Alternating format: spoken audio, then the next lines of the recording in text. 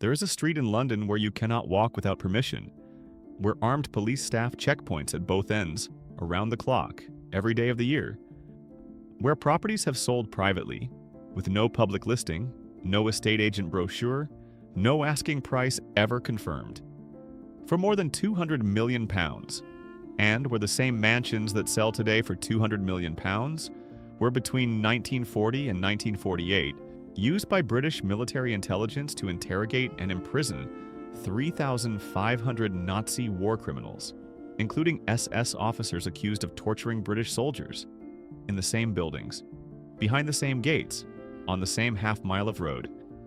This is not a property documentary. This is the full story of the most extraordinary half-mile in Britain. The wartime prison, the frozen oligarch, the steel tycoon who spent £57 million and had marble shipped from the same quarry as the Taj Mahal, the Sultan of Brunei who has owned his mansion for 30 years and reportedly never spent a single night in it, and the one institution that owns the ground beneath every single property, and always has. Stay to the end, because the identity of that owner and what it means is the detail that changes everything. Inside the most expensive street in Britain, the street itself, what it is, what it looks like, why it feels like nowhere else on earth. Kensington Palace Gardens is a half-mile private road running between Kensington High Street and Bayswater Road in West London. It was built in the 1840s on land that had formed the kitchen gardens of Kensington Palace, the palace where Queen Victoria was born and where, today, Prince William and his family live in apartment 1A. The road runs along the western boundary of Kensington Gardens, the Royal Park. You can stand in the park and look through the trees at the rooftops. That is the closest most people will ever get. The Crown Estate built the road with strict covenants from the beginning. Each mansion had to be set at least 70 feet back from the road. No commercial use, no subdivision. Minimum construction costs of £3,000 per house, an enormous sum in the 1840s. The road was designed from its first brick to be exactly what it is today, a private world inside the public city. Today it contains approximately 30 mansions. Some house foreign embassies: Russia, Lebanon, Nepal, Slovakia, Israel, Romania. The French ambassador has lived at number 11 since 1944. The private residences are fewer, but they are the ones that make the headlines.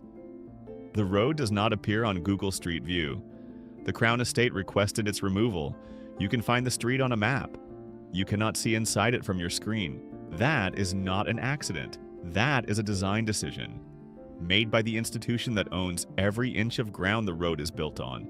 The secret: the mansions kept what happened between 1940 and 1948, and why almost nobody know. They stripped out the luxury interiors. They installed a wire perimeter between the buildings. They brought in interrogators, and they opened what became known, in the closed circles of wartime intelligence, as the London Cage. The London Cage was Britain's most secretive prisoner of war interrogation facility. Over 3,500 German prisoners passed through its doors between 1940 and 1948, including SS officers accused of war crimes, Nazi commanders responsible for the murders of British soldiers, and Gestapo personnel sought for atrocities across occupied Europe. The commander was Lieutenant Colonel Alexander Scotland, a career intelligence officer described by his own staff as brilliant and ruthless in equal measure. Under Scotland's command, interrogators employed methods that included sleep deprivation, solitary confinement, and, according to allegations made at subsequent war crimes trials, physical coercion. The facility was never acknowledged publicly. The records remained classified for decades. The International Red Cross did not know the London Cage existed until its name was accidentally included on a list of camps sent to them in March 1946. The same street, the same gates, the same Victorian facades that today conceal £200 million mansions.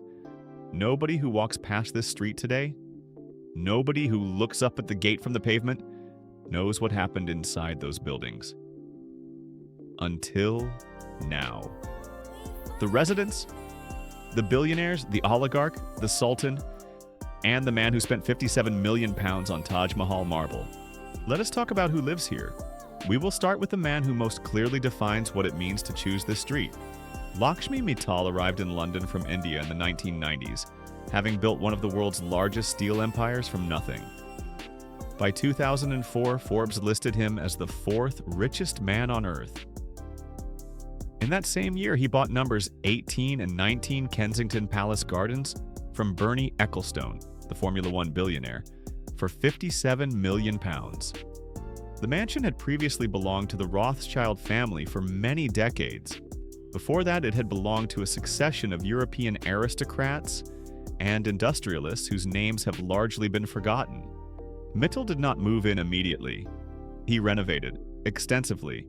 The interiors were rebuilt to include 12 bedrooms, a swimming pool, a cinema room, and the detail that made international headlines, marble shipped from the same quarry in Rajasthan that supplied the stone for the Taj Mahal.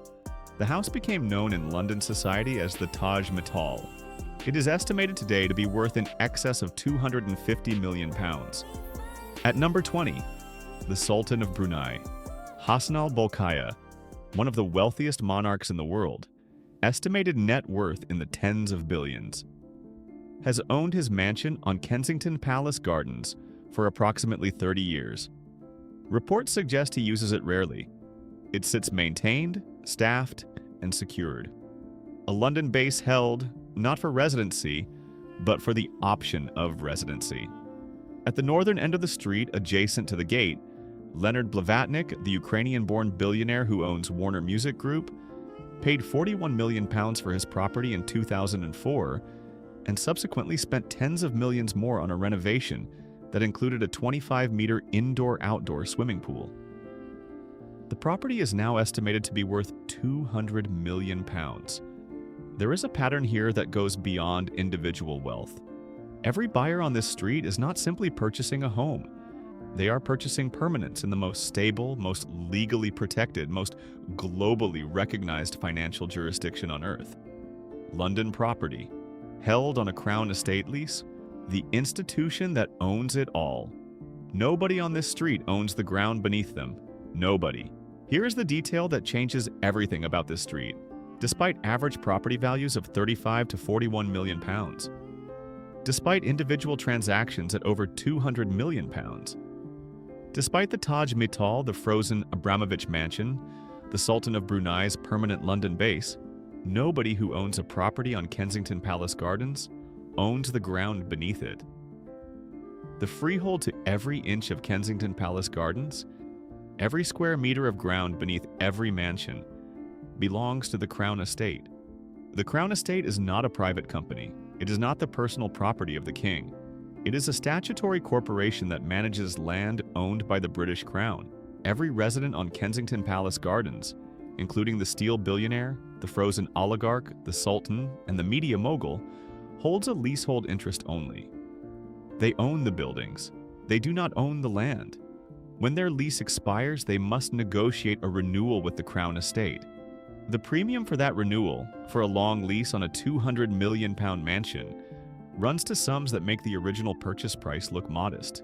The Crown Estate's London residential portfolio, of which Kensington Palace Gardens is the centerpiece, Britain's monarchy may have lost political power across the centuries, but the Crown Estate retained its land. And in London, in this half-mile of private road beside a royal palace, that land has become the most valuable freehold on the most expensive street in Britain. The Crown does not sell, it leases, and it has been doing so since the 1840s. What this half-mile of road tells us about money, power, and Britain. Half a mile of private road, 30 mansions, 30 lease agreements with the Crown Estate. In one of them, a steel empire that began in a Mumbai workshop and ended with Taj Mahal marble on a Kensington floor. In another, £150 million, sitting frozen, empty, unsellable, waiting for a geopolitical war to resolve itself. In a third, a sultan who owns a palace in one of the world's wealthiest nations and keeps a London mansion he rarely uses because the option of being here is worth more than actually being here.